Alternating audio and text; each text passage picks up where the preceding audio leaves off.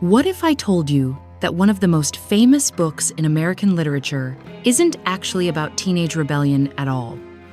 What if the real story, the one Jerome David Salinger was actually telling, has been hiding in plain sight for over 70 years, and millions of readers walked right past it?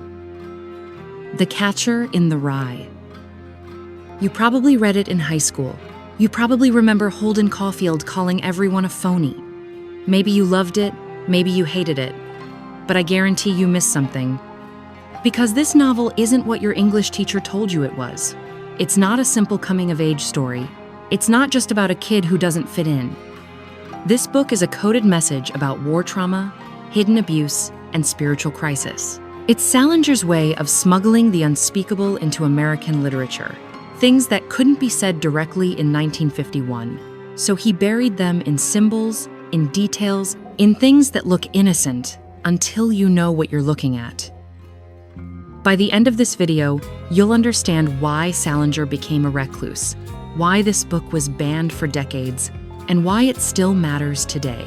You'll see the war hiding behind the words, the trauma buried in every chapter, the genius in the details everyone ignores. 5 secrets, 70 years of silence. One book that's never been what it seemed. Let's uncover the truth about The Catcher in the Rye. Secret number 1. This isn't a book about teenage rebellion. It's a war novel in disguise. June 6th, 1944. D-Day. Salinger stormed Utah Beach with the 4th Infantry Division, carrying 6 chapters of The Catcher in the Rye in his backpack, while soldiers died around him. While he witnessed the worst humanity had to offer, he was writing about a 16-year-old boy wandering through New York City. Why? Because Holden Caulfield isn't just a confused teenager. He's a stand-in for every traumatized veteran who came home from World War II and couldn't explain what they'd seen. Salinger didn't just fight in World War II. He survived some of the worst combat in history. The Battle of Hurtgen Forest, the longest single battle the U.S. Army ever fought, the Battle of the Bulge, the liberation of concentration camps, where he saw things so horrific he never spoke about them publicly. And then, in May 1945, 1 week after the war in Europe ended, Salinger had a complete nervous breakdown. He was hospitalized in Nuremberg, Germany, for what was then called battle fatigue, what we now call PTSD. The doctors gave him a diagnosis. They gave him treatment, but they couldn't give him a way to talk about what he'd experienced. Because in 1945 America, you didn't talk about psychological trauma. You were supposed to come home, be grateful you survived, and move on. So Salinger did what writers do. He encoded it. He wrote a novel that looks like it's about a privileged prep school kid complaining about phonies. But if you know what to look for, you see the war everywhere. Holden's symptoms are textbook PTSD. He can't sleep, he has panic attacks, he dissociates, feeling like he's disappearing, like he might never make it across the street. He's plagued by intrusive thoughts about death, about violence, about people he couldn't save. He isolates himself. He can't connect with anyone. He's trapped in a loop of trauma he can't escape. Sound like teenage angst? Or does it sound like a combat veteran who watched his friends die and came home broken? Here's what makes this devastating. Allie, Holden's dead younger brother, didn't die in combat. He died of leukemia. He was 11 years old. He died slowly, painfully, while Holden was powerless to help. But think about what that mirrors. Salinger watched young soldiers, boys barely older than Allie, die in ways he couldn't prevent. He carried their bodies. He witnessed senseless death. And when he came home, he couldn't talk about it. So he wrote about a boy mourning his little brother, a death that makes no sense, a loss that can't be processed or explained. The grief is the same. The helplessness is the same. The rage at a world that allows innocent people to die for no reason, that's the same too. Scholars David Shields and Shane Salerno spent years researching Salinger's life, and here's what they concluded. The Catcher in the Rye is a disguised war novel, It's Salinger's way of writing about trauma without writing about the war itself. Because he couldn't write about dead soldiers, America in 1951 wasn't ready for that honesty. So he wrote about a dead boy named Allie, and he gave us Holden, who breaks down not because he's spoiled or immature, but because he's carrying grief and trauma he has no language for. This is what makes the novel so powerful. It speaks to anyone who's experienced loss they can't explain, anyone who's witnessed something they can't forget, anyone who came home changed and couldn't make people understand why. The war is in every page. You just have to know how to see it. Secret number 2 is darker, much darker, and it's hidden in a single sentence that most readers skim right past. Holden Caulfield was very likely a victim of repeated sexual abuse. I know that sounds extreme, but here's the evidence. And it's not speculation, it's right there in the text, written in Holden's own words. Late in the novel, Holden spends the night at his former teacher, Mr. Antolini's apartment. He falls asleep on the couch. Then he wakes up to find Mr. Antolini sitting beside him in the dark, stroking his head. Holden panics. He runs out of the apartment, and then he says something devastating. When something perverty like that happens, I start sweating like a bastard. That kind of stuff's happened to me about 20 times since I was a kid. Read that again? About 20 times since I was a kid. Not once. Not twice. 20 times. Holden is telling us that perverty things, his word, not mine, have happened to him repeatedly throughout his childhood. And this is the only time in the entire novel he admits it. One sentence. Buried in the chaos of his breakdown. Easy to miss, unless you're paying attention. But once you see it, everything about Holden's behavior makes sense. His inability to connect with people, his terror of physical intimacy, his obsessive need to protect children, his rage at the adult world, his breakdown when he sees profanity written on walls where children might see it. This isn't just teenage angst, this is trauma response. And then there's James Castle. Remember him? The skinny, weak-looking boy at Holden's old school. A group of boys locked him in a room and did something to him. Something Holden says is too repulsive to describe. And rather than submit, rather than give them what they wanted, James Castle jumped out a window to his death. Holden is obsessed with this story. He tells it in vivid detail. He remembers exactly what James was wearing, Holden's own turtleneck sweater that he'd lent him. James died wearing Holden's clothes. Think about what that means. Holden identifies with James Castle completely. A boy who was violated, who chose death over submission, who was failed by every adult who should have protected him. Now think about Holden's entire fantasy of being the catcher in the rye, catching children before they fall off a cliff, saving them from danger, protecting their innocence. That's not abstract idealism. That's the desperate wish of someone who wasn't protected. Someone who fell and no one caught him. Someone who experienced violation as a child and has spent his entire adolescence trying to make sense of it, trying to become the protector he never had. Salinger couldn't write about this directly in 1951. Child sexual abuse wasn't talked about. It wasn't acknowledged.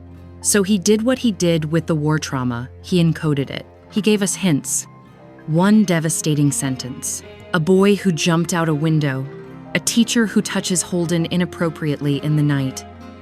And here's what makes this even more heartbreaking. Holden spends the entire novel trying to erase profanity from walls, trying to protect children from seeing dirty words. He becomes enraged when he sees obscene writing in places where kids might see it. Why? Because words on walls are the only violation he has the power to fight against. He can't erase what happened to him. He can't save James Castle. He can't protect the children in his fantasy rye field. But he can scrub words off a wall. It's the only control he has left. This is the secret Salinger buried deepest. The one that explains Holden's breakdown, his isolation, his desperate need to save everyone while knowing he can't even save himself. The novel isn't just about innocence lost. It's about innocence stolen. Secret number 3. The entire title of this novel is based on a mistake, a misunderstanding, a lie, Holden tells himself. When Phoebe asks Holden what he wants to be when he grows up, he gives her his famous answer. He imagines thousands of little kids playing in a field of rye, and he's the only adult there, catching them before they run off the edge of a cliff. He wants to be the catcher in the rye. It's the most iconic passage in American literature, the image that defines the book, except it's completely wrong, because there is no catcher in the rye. There never was. Holden's fantasy comes from a song he heard a little boy singing on the street. The boy is walking in the road instead of on the sidewalk, singing, "If a body catch a body coming through the rye." And Holden loves this image so much, it becomes his entire identity. But then Phoebe, his 10-year-old sister, corrects him. The actual words aren't catch, they're meet. The song goes, "If a body meet a body coming through the rye." Not catch, meet. And that changes everything. Because the original poem, written by Robert Burns in 1782, isn't about saving anyone. It's about two people meeting secretly in a rye field. It's about romance, about physical encounters, about whether it's wrong for two bodies to meet privately, away from society's eyes. The next line of the poem makes this even clearer. If a body meet a body, need a body cry? It's asking, if two people have a secret encounter in the rye field, should anyone care? Should anyone cry about it? It's about freedom, about intimacy, about connection between equals. But Holden has rewritten it in his mind. He's turned a poem about meeting into a poem about catching. He's transformed a story about adult connection into a story about rescuing children. He's built his entire identity on a song he misheard. And Salinger made this the title of the book. He didn't call it Meet a Body in the Rye. He called it The Catcher in the Rye, Holden's version, not the real version. Because this novel is about Holden's delusions, his fantasies, the stories he tells himself to survive. This is genius-level writing. Salinger is showing us that Holden's entire worldview is based on misunderstanding. He doesn't understand the poem. He doesn't understand what adulthood actually is. He doesn't understand that life is about meeting people, connecting, encountering, engaging, not catching them and preventing them from living. Holden wants to freeze children in innocence forever, to catch them before they experience anything difficult or painful. But that's not protection. That's imprisonment.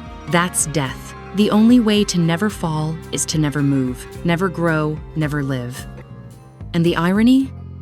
The song Holden mishears is actually about the thing he's most terrified of: adult intimacy, physical connection, vulnerability with another person. He's rewritten it to be about children and cliffs because he can't face what it's really about. The title of the book is Holden's Lie, and Salinger wants us to see it.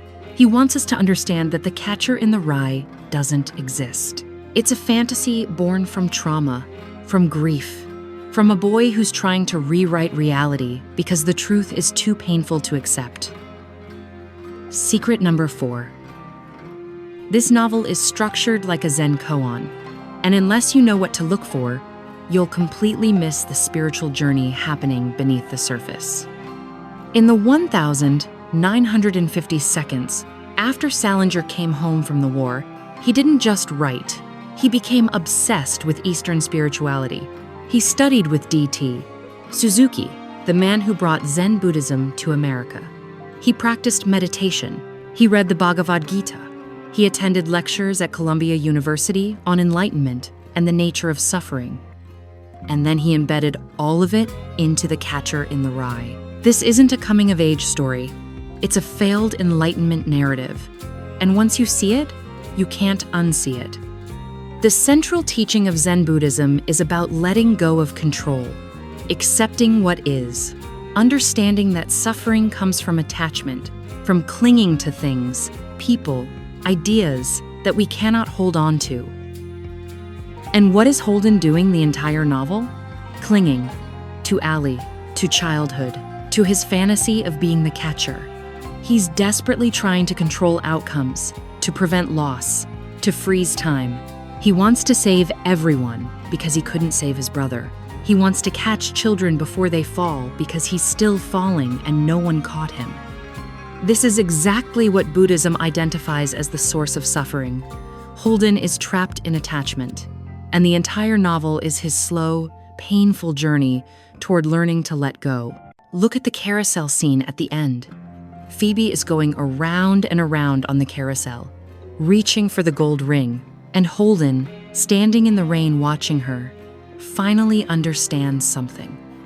If they want to grab for the gold ring, you have to let them do it. If they fall off, they fall off. This is Buddhist acceptance. This is the moment of almost enlightenment. Holden is learning that he cannot control other people's lives. He cannot prevent them from taking risks. He cannot save them from experience. All he can do is witness. Watch. Be present. This is what Buddhism calls helping without helping, being there without interfering, loving without controlling. It's the central paradox of Zen philosophy, and it's the lesson Holden finally begins to grasp. But here's what makes this so tragic. Holden almost gets there, but not quite. He has a moment of understanding, a glimpse of peace, but the novel ends with him in a mental institution, still unable to fully let go, still unable to move forward. He says at the very end, "Don't ever tell anybody anything. If you do, you start missing everybody." That's not enlightenment. That's still attachment. He's learned to accept that people will fall, but he hasn't learned to stop missing them. He hasn't found peace with loss. He's stuck between understanding and acceptance, between knowledge and liberation. Salinger studied Zen for decades after writing this novel, and many scholars believe he was showing us through Holden that enlightenment isn't a destination you reach, it's a practice, a struggle, something you approach but might never fully achieve. Holden is all of us, trying to let go of what we cannot hold, trying to accept what we cannot change, trying to find peace in a world that keeps taking people away from us. The novel is shaped like a Zen teaching. It gives you the question, not the answer, and that's exactly how it's supposed to work. Secret number 5. That ridiculous red hunting hat Holden wears throughout the novel, it's not just a quirky accessory. It's a symbol of death, specifically Allie's death. Here's what most readers miss. Allie had red hair, bright, distinctive red hair, and Holden buys a red hunting hat right after experiencing a moment of failure and loss. He loses the fencing team's equipment on the subway and gets ostracized by his teammates. Loss triggers the hat, and the hat becomes Holden's way of keeping Allie close. He's literally wearing his dead brother's color on his head, transforming grief into an object he can control, something he can put on and take off. But there's something even more specific happening with this hat. Holden wears it backwards, like a baseball catcher. He tells us this explicitly. He turns the peak around to the back, the way he likes it. Why? Because he's desperately trying to be a catcher, to embody the role he's fantasized about. The hat becomes his costume, his armor, his way of becoming the hero he wishes he could be. But here's the devastating irony. It's a hunting hat, not a catcher's cap. It's designed for killing, not saving, for shooting, not catching. And Holden even jokes about this. When his roommate Ackley asks about it, Holden says, "This is a people shooting hat. I shoot people in this hat." He's joking, but he's also telling the truth. The hat reveals Holden's split psychology. He wants to be a catcher, a savior, a protector, but he's actually a hunter, someone filled with rage, with aggression toward the phony adult world, with violent impulses he can barely control. He verbally shoots people throughout the novel, attacking everyone he meets with his cynicism and judgment. And the color red?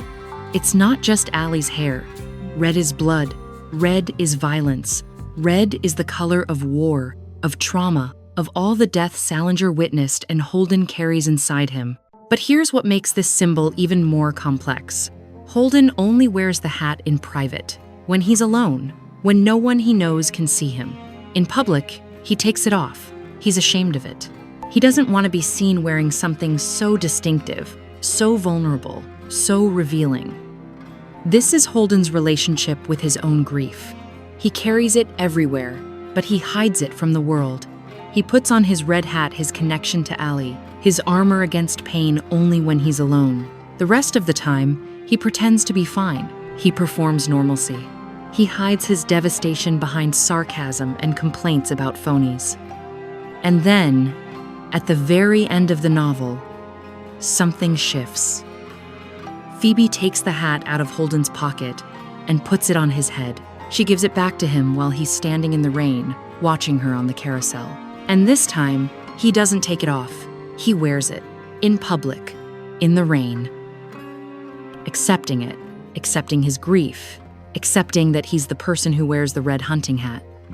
It's the closest Holden comes to healing in the entire novel, not by getting over Allie's death, but by accepting that he carries it, that the red hat, the grief, the loss, the connection to his dead brother is part of who he is now. The hat isn't just about Allie. It's about learning to live with loss, and that's something Salinger knew intimately, something he spent his entire life trying to do. So there they are, 5 secrets hidden in The Catcher in the Rye for over 70 years. A war novel disguised as teenage rebellion, sexual abuse buried in a single sentence. A title based on a misunderstanding that reveals everything about delusion and grief.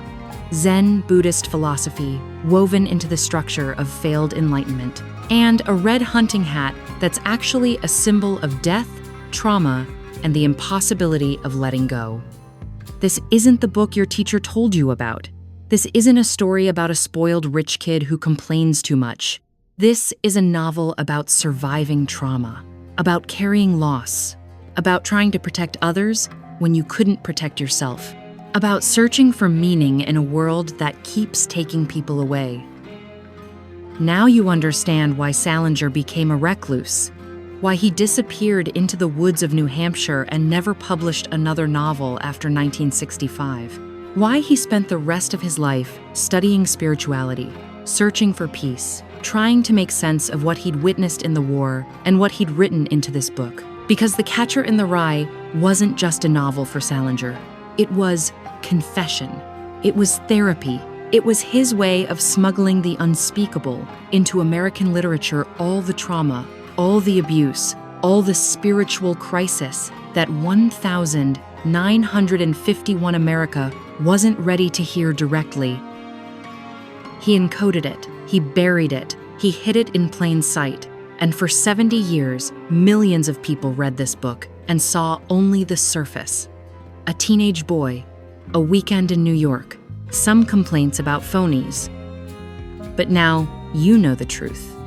Now you've seen what's really there. The war in every page, the trauma in every breakdown, the Buddhist teaching in the carousel scene, the abuse hinted at in one devastating confession, the entire title built on a lie that Holden tells himself to survive. This is why literature matters, because the deepest truths can't be spoken directly. They have to be hidden, encoded, buried in symbols and details and misheard songs. And when you finally see them, when you finally understand what the writer was really saying, it changes everything. The Catcher in the Rye isn't about catching anyone. It's about learning to let go. It's about accepting that you can't save everyone, that some people fall and you can't catch them. That grief doesn't end, you just learn to carry it differently. If this video changed how you see this novel, leave a comment. Tell me which secret hit you hardest. And if you know someone who thinks The Catcher in the Rye is just about a whiny teenager, send them this video. Show them what they missed. Because the truth was always there, hidden in plain sight, waiting for someone to look closely enough to see it.